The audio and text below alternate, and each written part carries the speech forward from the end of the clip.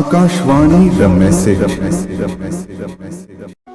दोस्तों, आपने सुना होगा कि जहां कृष्ण होते हैं वहां राधा रानी का नाम जरूर आता है, और जहां राधा होती है वहां श्री कृष्ण जरूर होते हैं।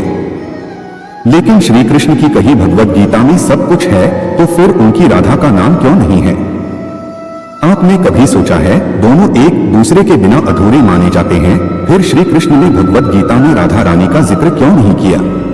चलिए आपको बताते हैं। एक कथा के अनुसार महाभारत युद्ध खत्म होने के बाद एक बार अर्जुन श्री कृष्ण से मिलने द्वारिका गए।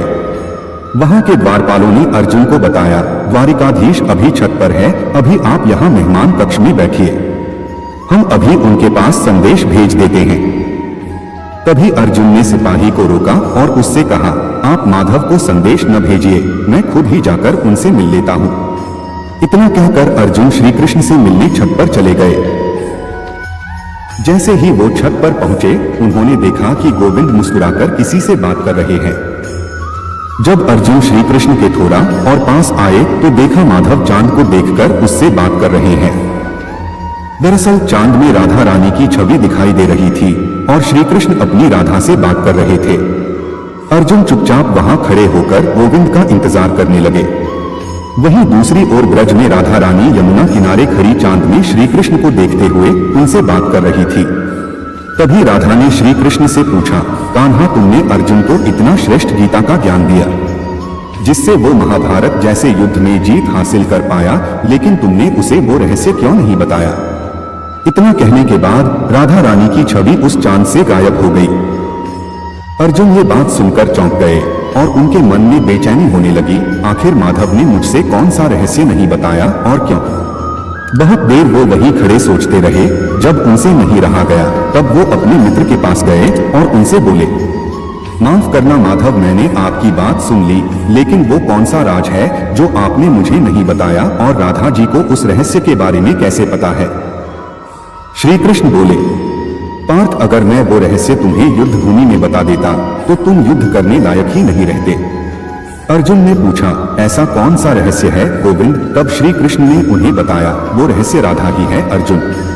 राधा ही सारे वेदों का सार है।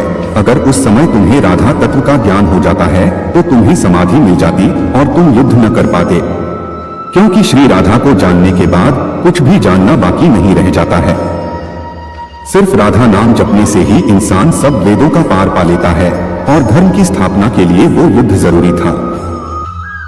वैसे आपको बता दें, यहाँ पर राधा तत्व का मतलब है जिसकी पूजा खुद श्री कृष्ण करें, उस तत्व का नाम राधा तत्व है। ये तो हुई उस रहस्य की बात जो माधव ने पार्थ को नहीं बताया था। लेकिन क्या आप जानते हैं, गीता के उपदेशों में ही आपके सुखी जीवन का रहस्य भी छुपा है जो आप नहीं जानते। कृष्ण कहते हैं, दुखी वो लोग होते हैं जो अपने कर्म करने के बाद उसके परिणाम की इच्छा रखते हैं, जबकि अपने कर्म को बिना किसी फल की इच्छा किए हुए करना चाहिए। ऐसा करने से आपको चिंता नहीं होगी, और अगर कभी आप किसी काम में निष्फल भी हो जाते हो तो उससे आपका मन दुखी भी नहीं होगा। इसलिए जो भी काम करें उसके परिणाम के बारे में बिल्कुल न सोचा करें। मनुष्य को हमेशा निस्वार्थ भाव से दूसरों की सेवा करते रहना चाहिए। कृष्ण कहते हैं, ऐसा करने से उस इंसान को तो खुशी मिलती ही है, साथ ही दूसरों को खुश देखकर आपको भी आनंद महसूस होगा। और जो लोग बिना किसी स्वार्थ के दूसरों की सेवा करते हैं, उनकी सारी इच्छाएं अपने आप ही पूरी हो जाती है, क्योंकि ऐसे लोगों के साथ हमेशा आशीर्वाद की ताकत होती है।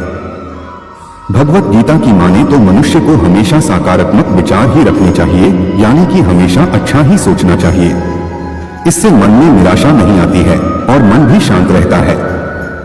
इसलिए मुश्किल से मुश्किल परिस्थिति में भी इंसान कमजोर नहीं पड़ता और अपनी सभी समस्याओं का हल निकाल लेता है। गीता के अनुसार काम, क्रोध और लोभ मनुष्य के लिए नरक के सभी द्वार खोल देते हैं। जिस व्यक्ति में ये 3 गुण होते हैं उसका नाश निश्चित होता है। ऐसे गुणों वाला व्यक्ति न अपना भला कर पाता है और न ही दूसरों का। इसलिए इंसान को अपनी जिंदगी में कभी भी ये 3 गुण नहीं अपनाने चाहिए। मनुष्य को अपनी दिनचर्या और खाने पीने का खास ध्यान रखना चाहिए। सात्विक खाने वाले और नियमित दिनचर्या का पालन करने वाले लोगों को कोई रोग नहीं होता, ऐसे लोग स्वस्थ रहते हैं। और स्वस्थ शरीर होने से मन में विचार भी अच्छे आते हैं, जो हमें किसी भी स्थिति में सही निर्णय लेने में मदद करते हैं। दोस्तों, अगर आपको ये वीडियो अच्छा लगे तो वीडियो को लाइक और शेयर करें और चैनल को सब्सक्राइब करें और हाँ, घंटी को बजाना ना भूलें, जिससे आपको हमारी आगे आने वाली वीडियो का पता चलता रहे। अब हम आपसे आज्ञा चाहते हैं।